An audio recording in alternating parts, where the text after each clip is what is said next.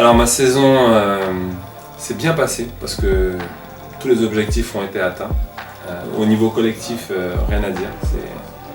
C'est une superbe saison, tant humainement que sportivement. À titre personnel, cette saison a été une saison de transition.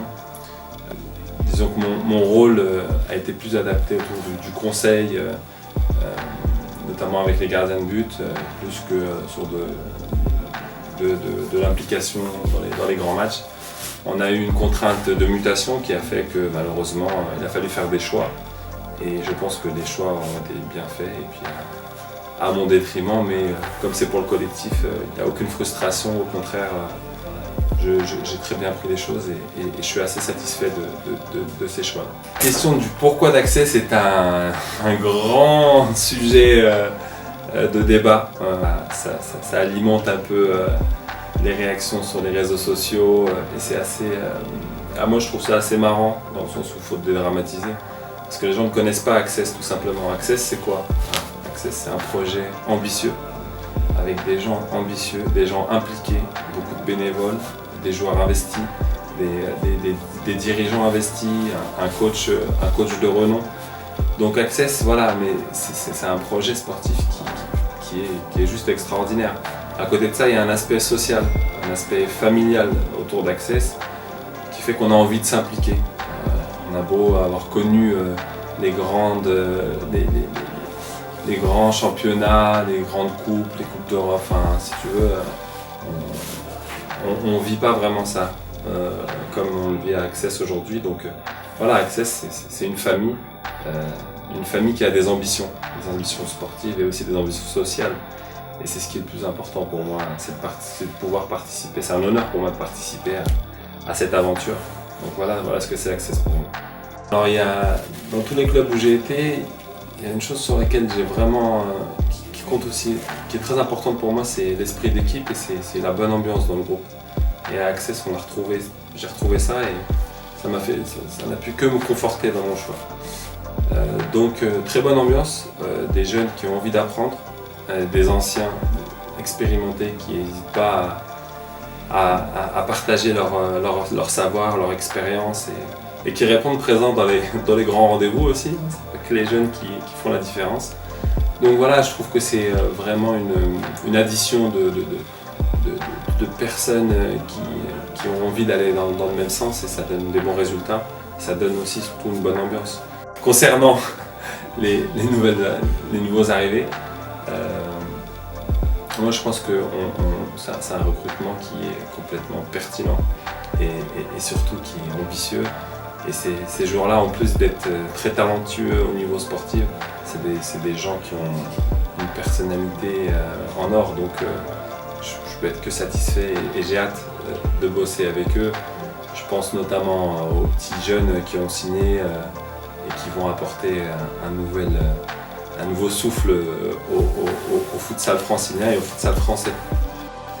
Alors pour avoir voyagé dans plusieurs pays et pour avoir vu comment la discipline pouvait être aussi bien développée dans d'autres grands pays, je pense à l'Espagne ou même aux pays de l'Est, il manque une certaine structure, il manque une certaine formation des dirigeants, il manque des coachs de renom qui vont venir s'impliquer dans de la formation des jeunes. Et tous ces éléments font qu'aujourd'hui, malheureusement, le futsal ne décolle pas comme il devrait décoller.